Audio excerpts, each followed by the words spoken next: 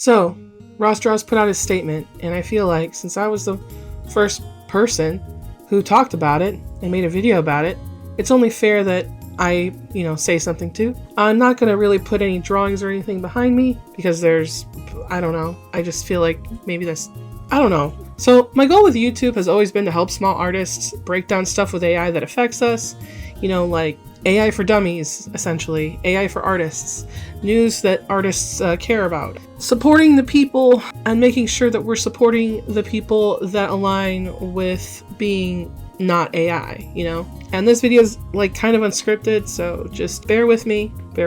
I try to make everything a little bit more digestible for the people who aren't going to go search up stuff and really have no idea what a lot of this goes over. And yeah, if a big creator gets caught doing something shady, especially with AI, I think people should know about that before spending money on their products. That's what matters to me, and that's what I'm about. Now, according to Ross's new video, him and Fen weren't as close as we initially thought. He said that Fen was more like a fan, more like an acquaintance, an internet person, and I was under the impression that they had really known each other really closely for 5 years and were super tight-knit, but I guess that's just not the way of it according to the screens that I've seen. Now, I know that Fen's going to come back with his own thing, and I understand that, so we'll see when that comes out next week, because I just saw what he said. I'm not going to put it up.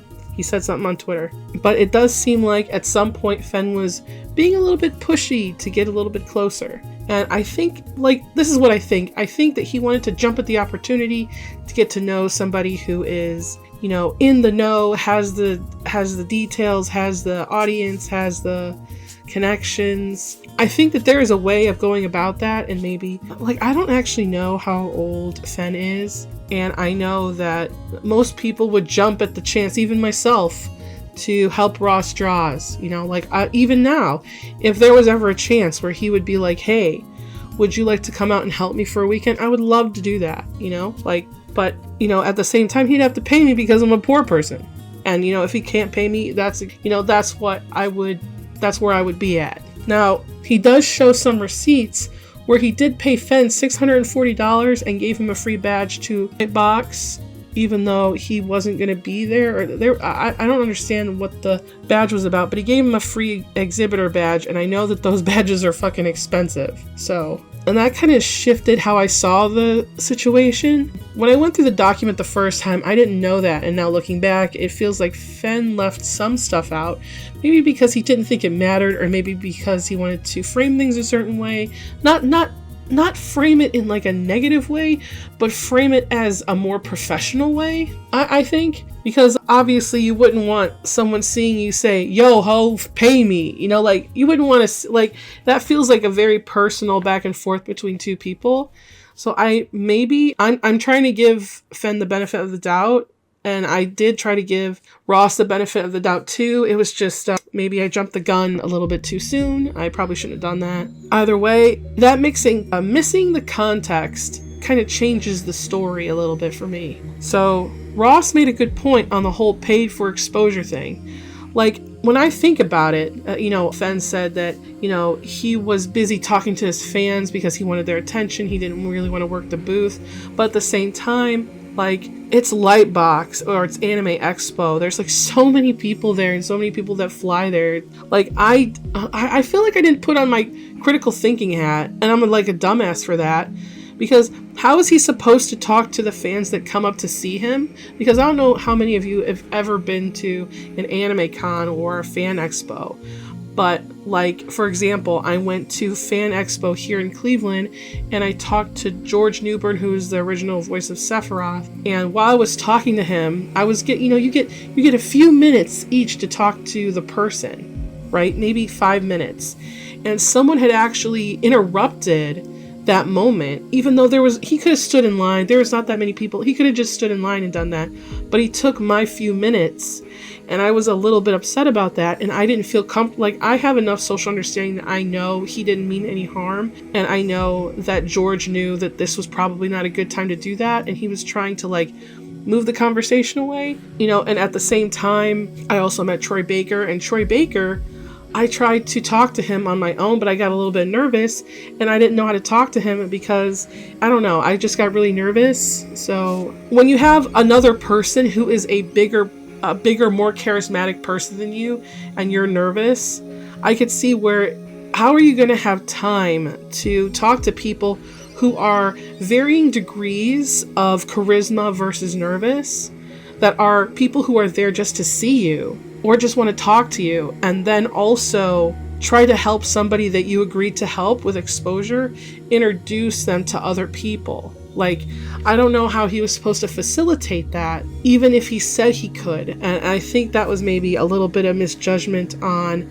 both of their parts, because like, I can't even, the thing is at that point, I can't even blame Ross, because that's so unrealistic. Like, imagine if he had, like, standing in line, like, just to see Troy Baker. I was standing in line for 40 minutes, I think, just to get 5 minutes with him to sign my book. And other people are waiting too. And you stand in line, he says, and Ross says that he stands there for 6 to 8 hours, and that's a long time. That's a long time. Like, when I saw like, I've never been to a fan expo or met celebrities before. I met one before. Like, one before. And I didn't know they actually stay there the whole time. Like, I saw Troy Baker there it was at 10 o'clock. I saw him there at 10 o'clock.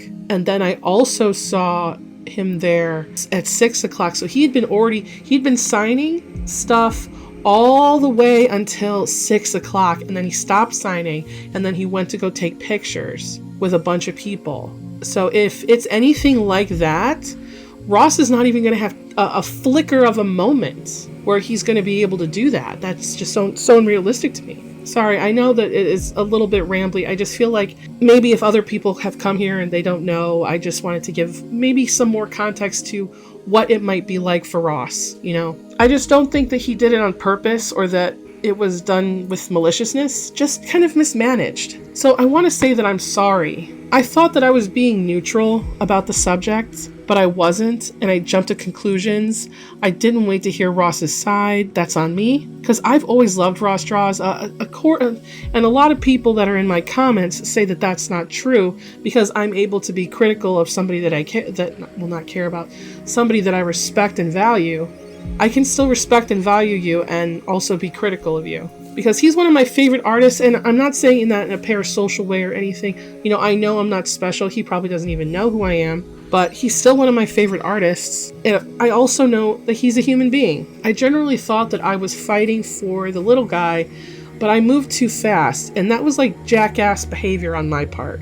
I was a shitheel for, like, maybe not being more even or being more, like, critical of my own thoughts. Because sometimes when I make these videos, I'm really just winging it. I don't type up things and I don't think about stuff when I post them. Sometimes I wouldn't say it's a stream of consciousness, but it's definitely like because I have a hard time reading and talking at the same time. I'm not saying this in any way for any kind of sympathy, but because I have a hard time reading and talking at the same time, I think that I don't think when I'm reading, and maybe I'm more reactionary than I should be, and I need to maybe work on that a little bit more so I don't repeat this. So also about his dog, I didn't bring that up, and I'm glad that I didn't bring that up. I don't feel comfortable calling anyone any kind of animal abuser. I feel really uncomfortable with that situation. That stuff that gets me very emotional. I don't speak on that lightly. That's why I don't touch it. There's also other topics that I will never bring up on this channel. You know, topics that have to do with children and stuff. I'm never going to speak about those. In general, that makes me very uncomfortable. Onto the stuff, what he said about the retreat. I was a jackass to say what I said, and I was wrong. The document made it sound like it was cult shit, and I looked into it, and the way Ross explained it, they've got real counselors, and that seemed like that helped him. And he didn't even owe us that explanation, by the way.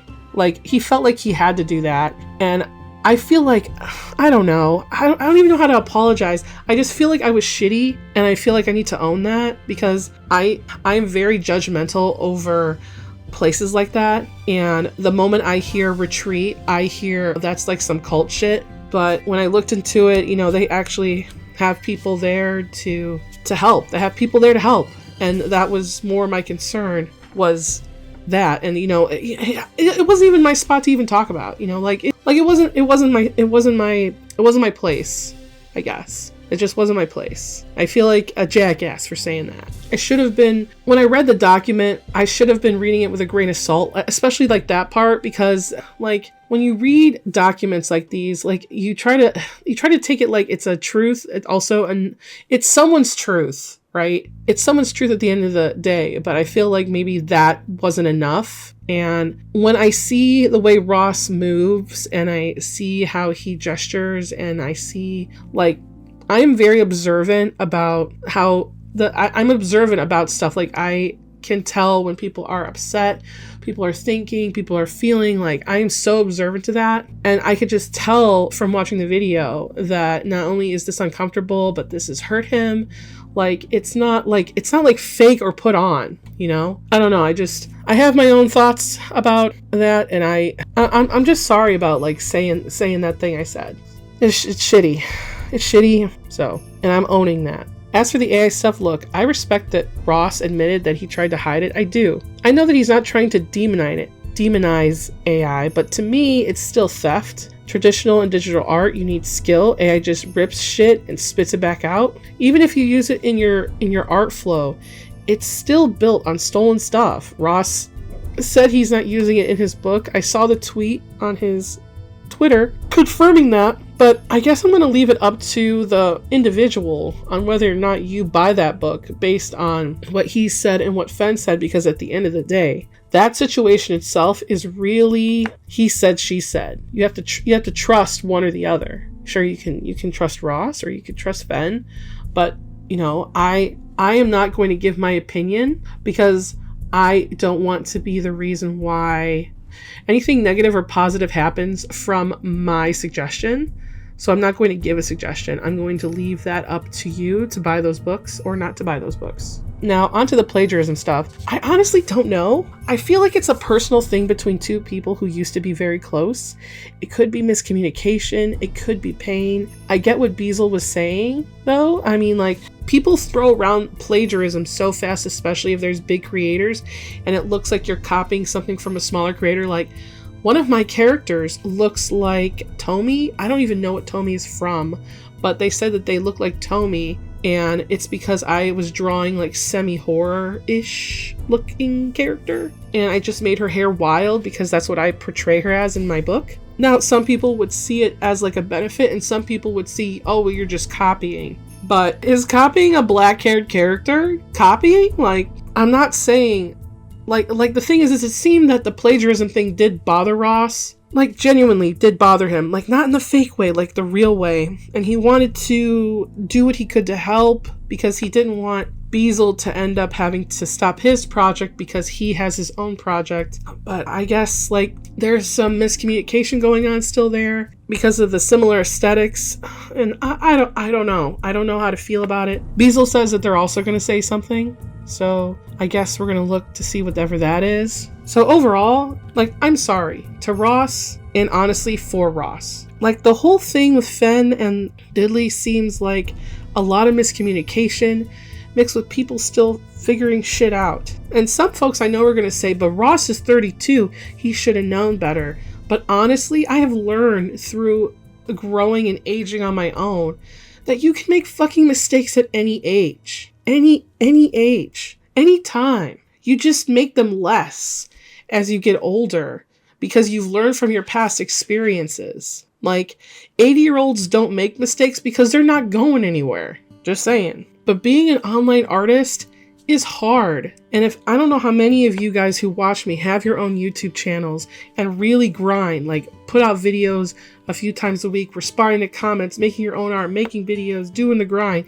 and have other stuff to do. Like, trying to run a brand, a channel, selling stuff is a lot, man. It's a lot. Even my small ass channel gets exhausting sometimes. Like, I've been sick for 3 weeks now, and here I am still making videos. I'm not saying that I hate making videos. I'm saying that sometimes, even when I'm sick, I would prefer not to, but the way that YouTube works, it doesn't let you rest. It's like the grind. And it gets exhausting. Like, I could see why so many YouTubers that are like in their 30s are like, bro, I'm like spent. because they've been doing it for like 10 years and grinding. You're like thinking about the grind all the time. What can I make a video about next week? What can I do about next week? What can I do here? What can I do there? And then you got to edit it. And especially if you don't have a team, you got to do so much shit. It sucks your soul out of you, just right out of your body. Like an arcade, just comes out. Now, I never said to cancel Ross. I don't think I was ever that way. I think that Ross had some things that he needed to answer for. That's more or less what I wanted. A lot of stuff Fen said was a lot. I noticed that he didn't bring up the thing that happened at the restaurant. I'm just going to point that out because that's still a microaggression. I know it's the smallest thing. I am not here to push anybody for saying anything. I got caught up in that and I probably should have waited. Just looked a little bit deeper. I don't know. So that's where I'm at.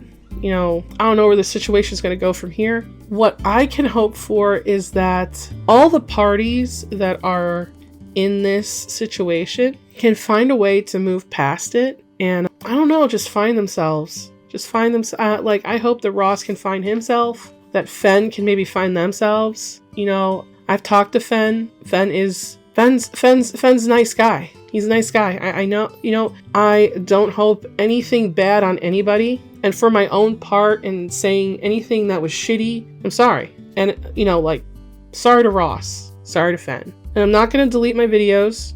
I'm not a coward. So I do expect some of you guys to give me some shit in the comments. I expect that. But this is my way of... But I just wanted to get my feelings out there about this. It's like 9:07 p.m. and I was trying to make a video for my other channel. But I thought this was like more important. So if I disappointed anybody or anything, I'm sorry about that too. I still want to appreciate everyone who supports me, even now. Thanks for sticking out. Thanks for sticking around and for hearing me out. I'll see you in the next one, guys. Bye.